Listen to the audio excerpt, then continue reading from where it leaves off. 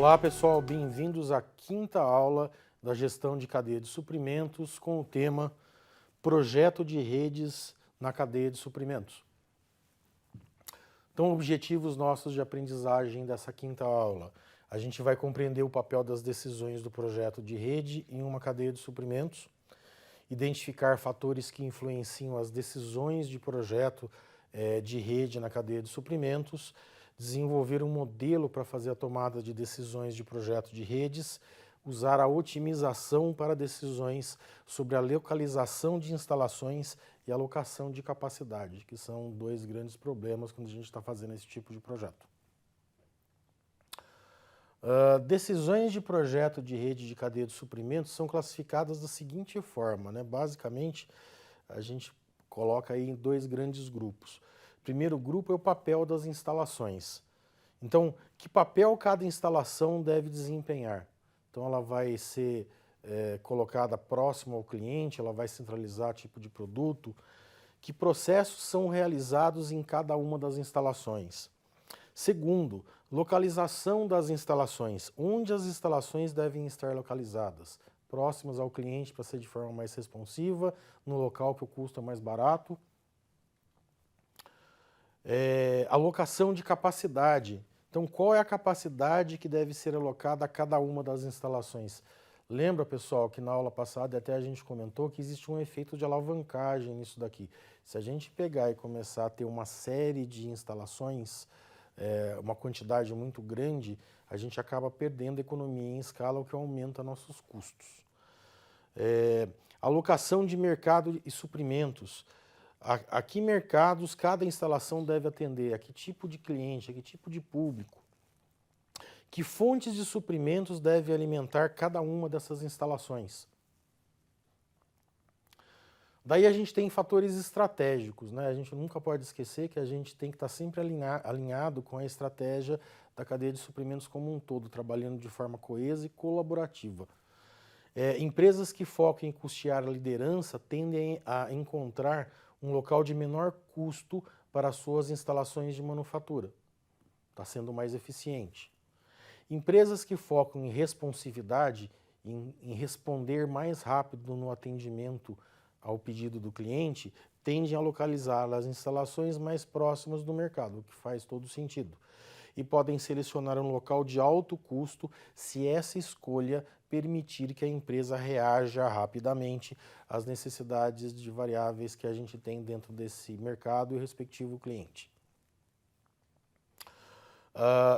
Se a tecnologia de produção exibir economias de escala significativas, algumas poucas localidades de alta capacidade, elas vão ser mais eficientes. Eu ganho o fator de escala.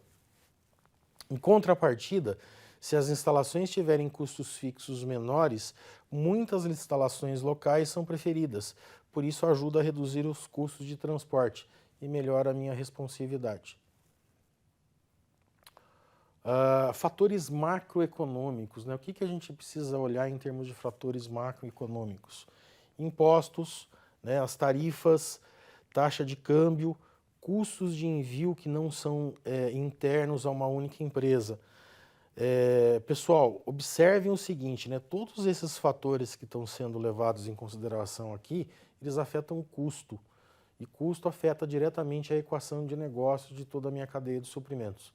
Então tem que ser feito um estudo muito bem detalhado de imposto, tarifa, taxa de câmbio e esses custos para garantir que eu não esteja onerando o meu negócio como um todo.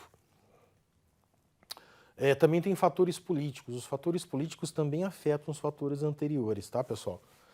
E as empresas preferem estar localizadas em países que estão politicamente estáveis. Porque imagina, por exemplo, se as políticas de impostos, por exemplo, mudam toda hora. Então isso afeta diretamente todo o equacionamento que eu fiz originalmente do meu negócio e pode afetar meu lucro. Fatores de infraestrutura. Então uma infraestrutura fraca, ela aumenta o custo de se fazer negócio num dado local. Isso daí é um outro problema que eu preciso levar em consideração quando eu estou fazendo o dimensionamento de ser eficiente ou de ser responsivo.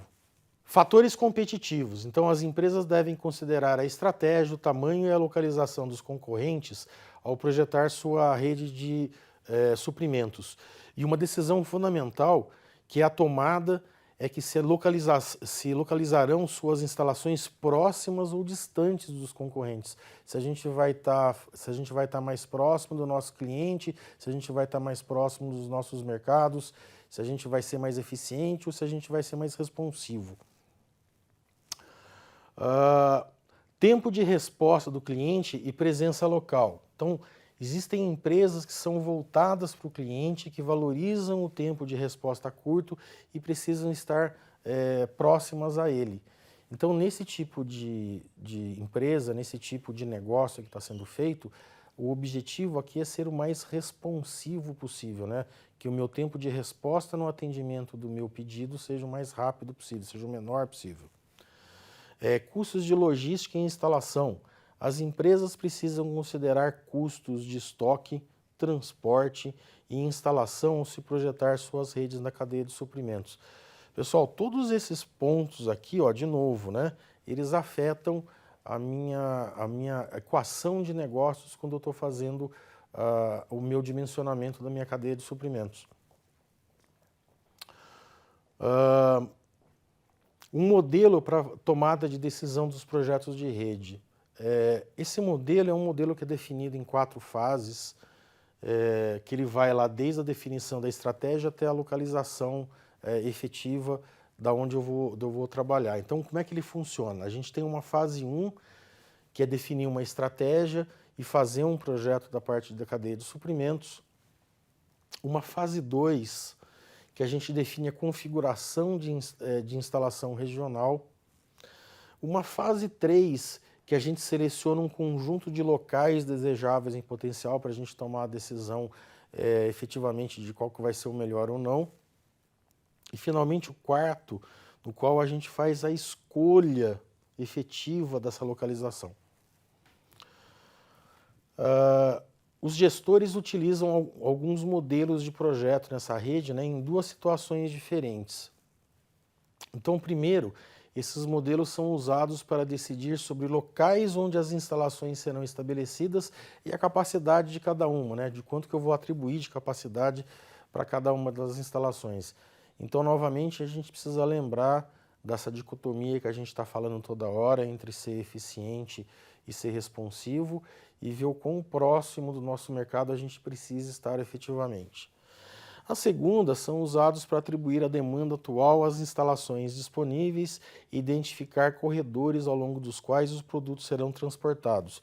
Pessoal, isso aqui é muito importante e lembra, né? Se a gente fizer um erro nesse cálculo e a gente tiver um aumento dos nossos custos de transporte, de novo, a gente está desnivelando, a gente está desbalanceando a nossa equação de negócios.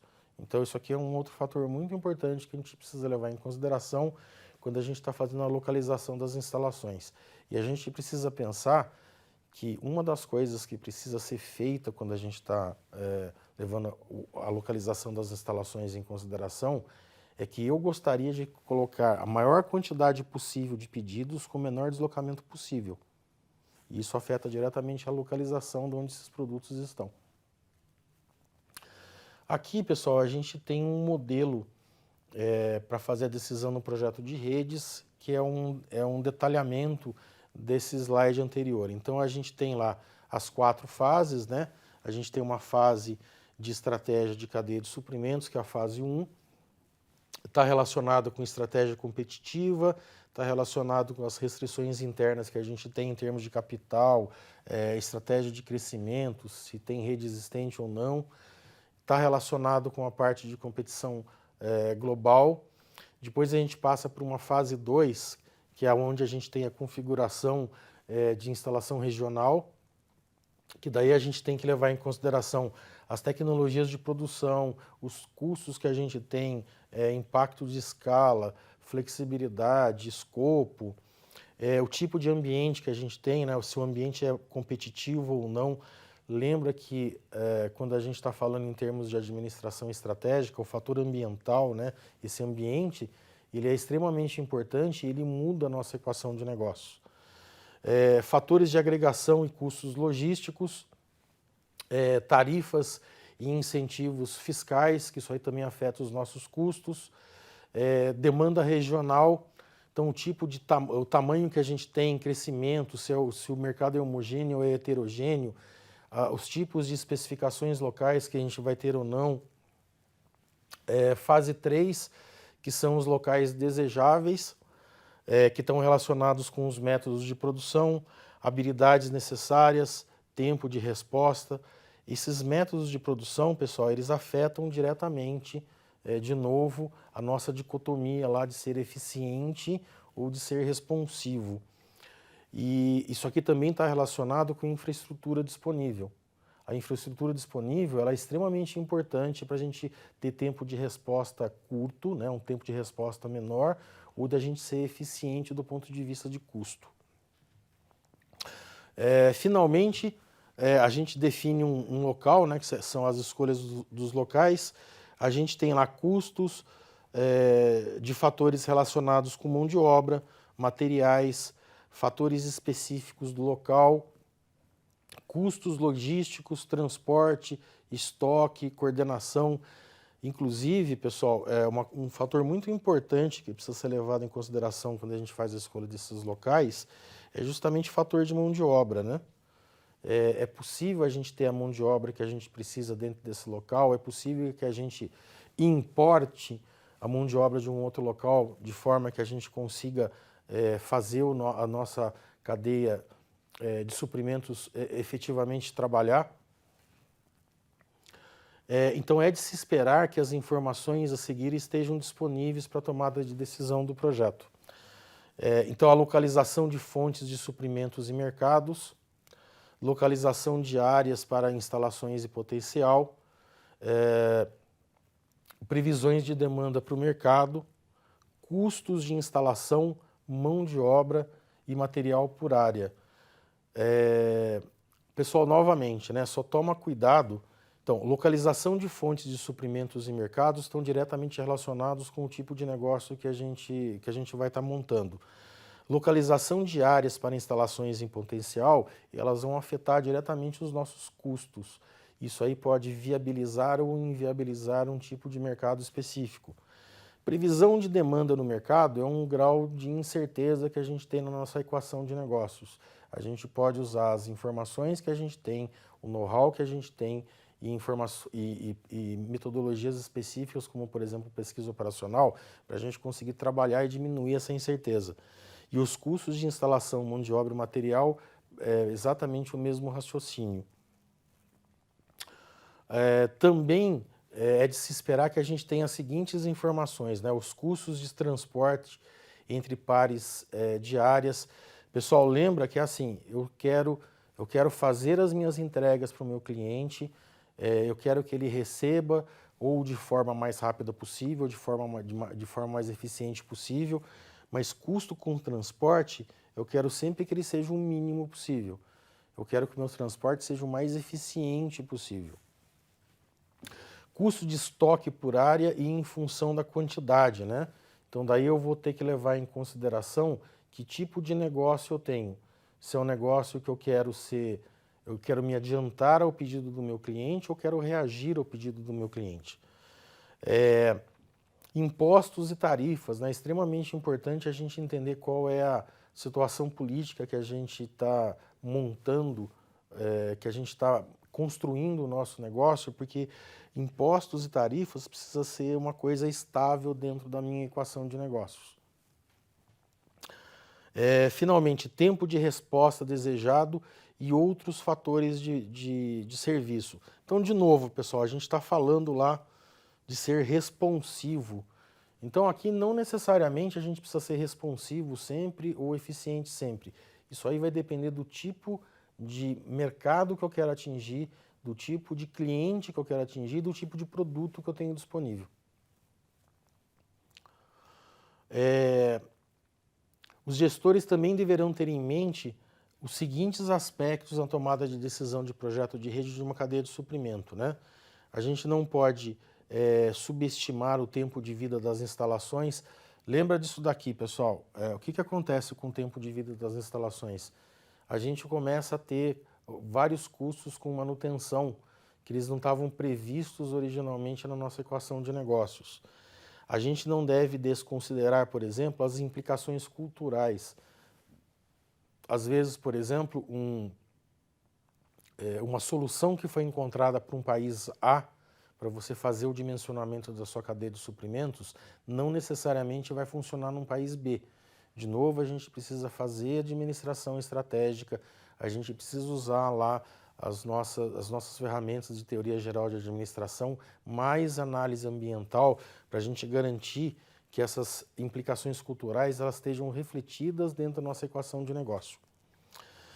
Terceiro, a gente não pode ignorar as questões de qualidade de vida, basicamente da mesma forma que a gente está falando das implicações do ponto de vista culturais.